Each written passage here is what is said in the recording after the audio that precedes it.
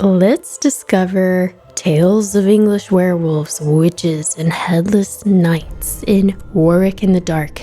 I'm excited to be in this town in England. This is my first time in England. And what better way to walk around the streets of this English town and talk about spooky stories. Let's go.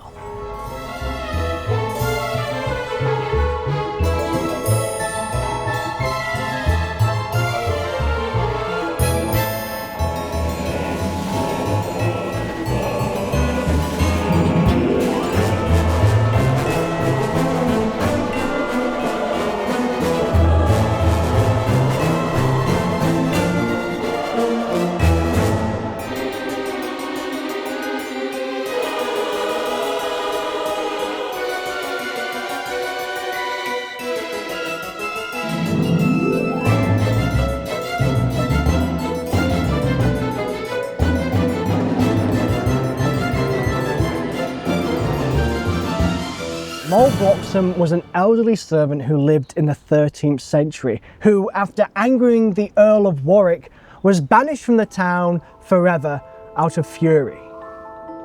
Really? And so why was she, well, what did she do when she was banished?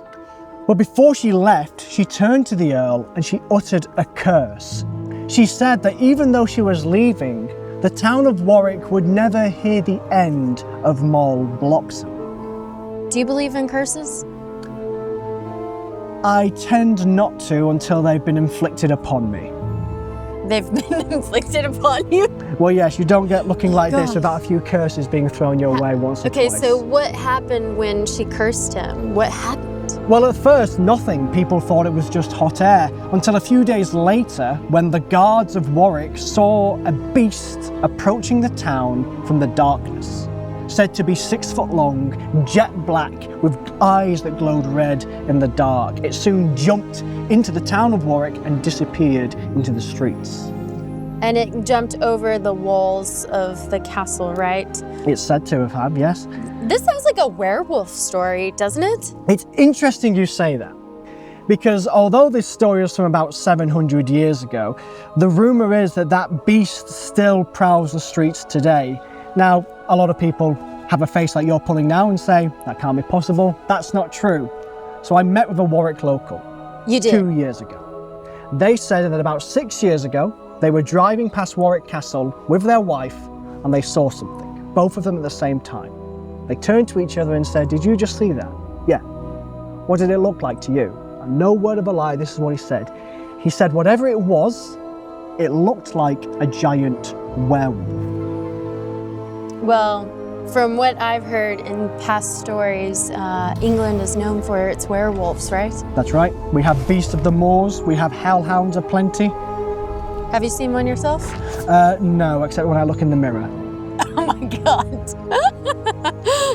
Well, okay, so what was this werewolf? It's said that the hellhound, this beast, this werewolf, was actually Moll Bloxom herself, who had shapeshifted herself into a beast after being cursed, so she could inflict her own revenge on the people of Warwick. So you're telling me that this werewolf-type creature flew out of the window and into the river, and what did they find after that? Well, it's interesting. So it's said that 3 clergymen were brought to exorcise this beast and send it back to hell. They chase it, as you say, to the top of Caesar's Tower, where it panics and jumps out of the window. However, when the men went to the river to see if that beast had been killed, they found no evidence of a large hellhound. Instead, it was the body of Moll Bloxom herself. Do you think she was a witch?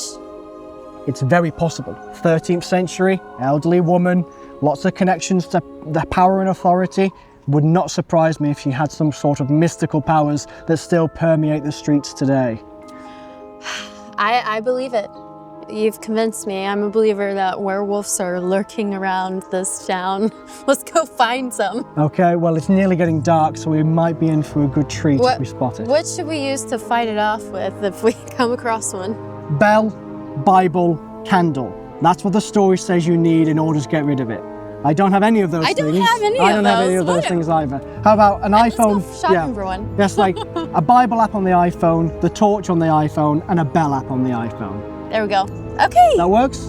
Okay, this Perfect. little black box will be all in one, 3 in 1. Let's do it. All right, let's go.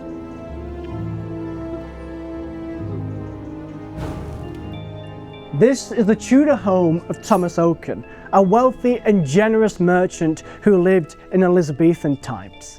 When he died in 1573, he left all of his money to the town of Warwick. But it's said that Thomas so loved the town, he never actually left. Really? You didn't leave? No, he didn't, I suppose. So there's a ghost that lives here? Yes, it's the ghost of Thomas Oken himself. People have witnessed him walking up and down the stairs. You can tell because he's wearing full medieval regalia.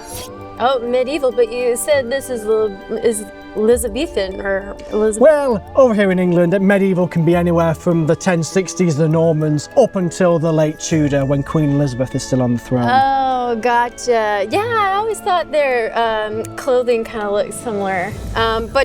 Yeah, so this guy gave all of his money to the town? That's right. While he was alive or when he died? Oh, it's interesting you asked that. You see, Thomas originally planned to give all of his money that he'd made from selling fabric. He was a merchant. He was going to give it to 2 friends of his when he died, but as he lay in his home dying, he actually changed his will to leave all that money to the town of Warwick instead. In fact, the town is still benefiting from that money 500 years later. His charity still exists. We still raise money for it every year, and all the money goes towards local causes in Warwick. Sounds like a really nice ghost. He really is. It says that his presence is supposed to be a warm and calming influence, not scary or malevolent that you usually find. Yeah, so is he kind of playful? Does he play tricks on people, or he just appears whenever he wants? He just tends to appear. It seems that Thomas is enjoying the fact that people are still going into his home and enjoying what's on offer, which at the moment is the tea room. Oh, so you can have tea in a ghostly tea house. It's said to be England's most haunted tea room, in fact. Really? That's right. Oh my God. You should try some tea here, guys. But that sounds quite spooky. What if he was going to order tea? What type of tea would he order? I would imagine, being a thoroughly British man, he would order Earl Grey with scones. He would put the jam on first, and then he'd put the cream on. That's my favorite. That's my favorite. Well, that's a really great story. I love a good friendly ghost, don't we all? It reminds me of Casper the Friendly Ghost. Anyway, let's keep walking around, see what other ghosts we can find.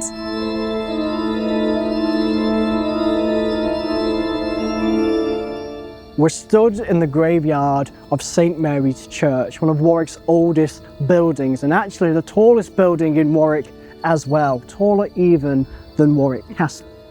This church has been here for over 900 years, and some of England's most famous faces actually happen to be buried inside. Like who? Well, former Earls of Warwick, for one. You have Richard Beauchamp, who was the protector of Henry VI. In fact, he looked after Henry in France, and it was in France that Richard attended the trial and execution of a lady named Joan of Arc. Ooh, I think I heard a ghoul in the background just now. I'm actually kind of creeped out that I'm standing on someone's grave. In the US, we are superstitious, and I don't know about you, but I don't like walking on someone's grave. I mean, in England, a lot of our graveyards tend to be open to the public. In fact, it's safe to say that most of England, you're probably walking on someone's grave anyway. We've been around for quite some time. That's a good point. That's a good point. Well, okay, so there's a lot of famous people buried inside the church, a lot of noble type people. Mostly Earls of Warwick. So you've got one individual called Thomas Beauchamp, who was an Earl of Warwick known as the Devil Warwick. He was given that nickname by the French after fighting them in the 100 Years' War. He got the nickname because he was so ferocious a warrior, he killed so many Frenchmen that they thought he was a demon instead. In fact, when they were fighting in Calais, when the French heard that Thomas Beauchamp had turned up, they all turned around and they fled. I would have too. That sounds like a really scary guy and love to kill. It's not all scary though. There's one gentleman in there that is quite famous around these parts. That's a man called Robert Dudley. Have you heard of him? Oh yeah, he was Elizabeth's favorite, right? Well, we think he was more than a favourite, allegedly her lover as well. The problem was that Robert was madly in love with Queen Elizabeth, but Queen Elizabeth famously didn't marry anyone. Although it's said that Robert Dudley's first wife mysteriously fell down the stairs and died right around the time that a rumour was going round that Queen Elizabeth wanted to get married. In fact, Robert owned nearby Kenilworth Castle. He invited Queen Elizabeth there for 3 weeks. They spent that whole 3 weeks partying. Parties, plays, food, drink, celebrations. At the end, he proposed to the Queen, but she said no. So instead, he marries a lady called Lettice Knowles. In fact, it is Lettice that he's buried next to here in Warwick. Oh, wild. Yeah, I've heard so many stories about Robert Dudley. A lot of historians talk about him. I don't think there's any ghostly sights of him. No, not around here. What ghosts roam around here? Well, the graveyard is said to be home to, if not anyone noble, but someone quite young. It's said that in the very corner, and you can look yourself, there's several graves that belong to Victorian children. You can tell because if you check the years that they were born and died, there's only a few between them. Now we're nearing the latest hour of the night. It's said that if we were to go over there, very quiet, sometimes you can hear the laughter of those children, though no one is ever seen. That is so creepy. You creeped me out by saying Victorian children. That in itself, if I heard... Famously the creepiest ghost of them all. Ugh. Anyway, this place definitely looks haunted. I'll catch you in the graveyard here in Warwick. That was not timed.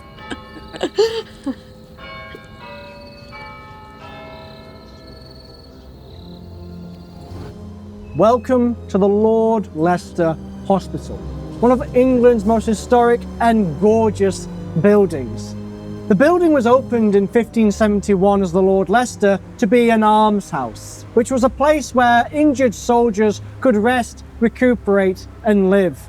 Today, it is actually still housing for ex-servicemen and women in England.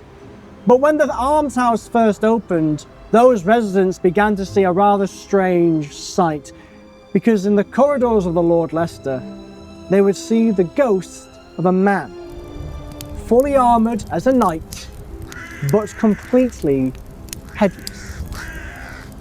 What? A headless knight? That reminds me of the Headless Horseman in the US.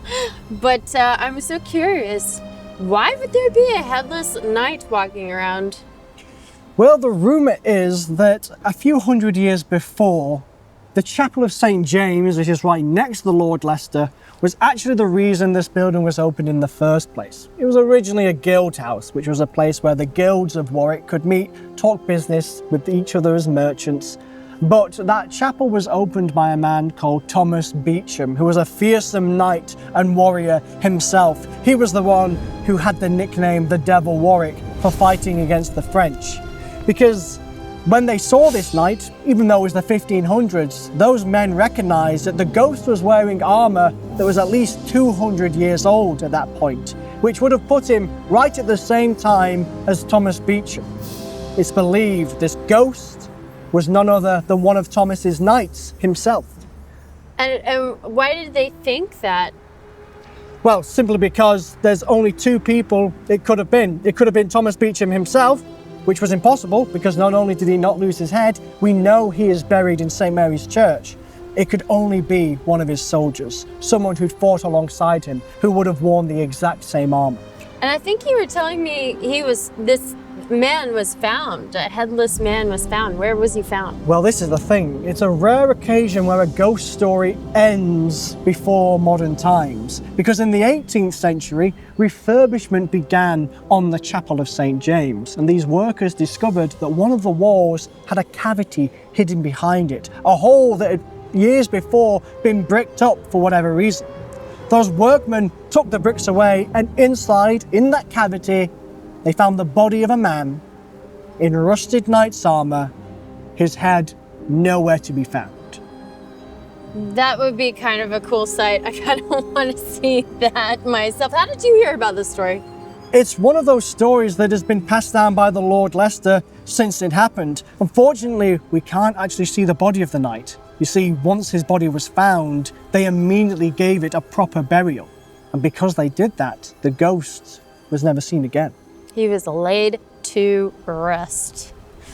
Interesting fact, I actually grew up in a place called Leicester, North Carolina. I'm not making this up. Okay. I grew up in Leicester, North Carolina, and I think a guy from Leicester founded my little town that I grew up in. I would not be surprised by that. So a lot of English people started going over to the New World back in the day, and we weren't very imaginative, and that's why you have things like New England, Leicester, Birmingham, Alabama.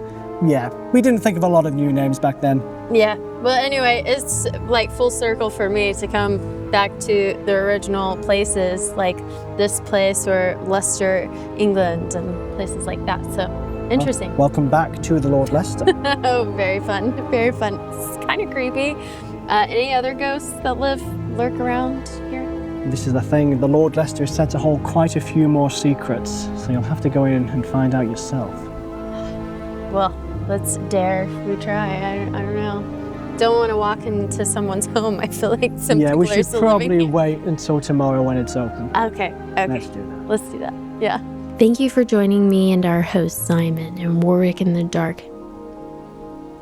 In our next episode, we head inside the Lord Leicester Hospital, one of Europe's most untouched medieval buildings. Nearly 700 years of history, stories, and shadows waiting behind those doors. So don't forget to subscribe. You won't want to miss what we discovered in there. I'm Keely Turner. Until next time, keep your eyes open, and especially look out for them werewolves.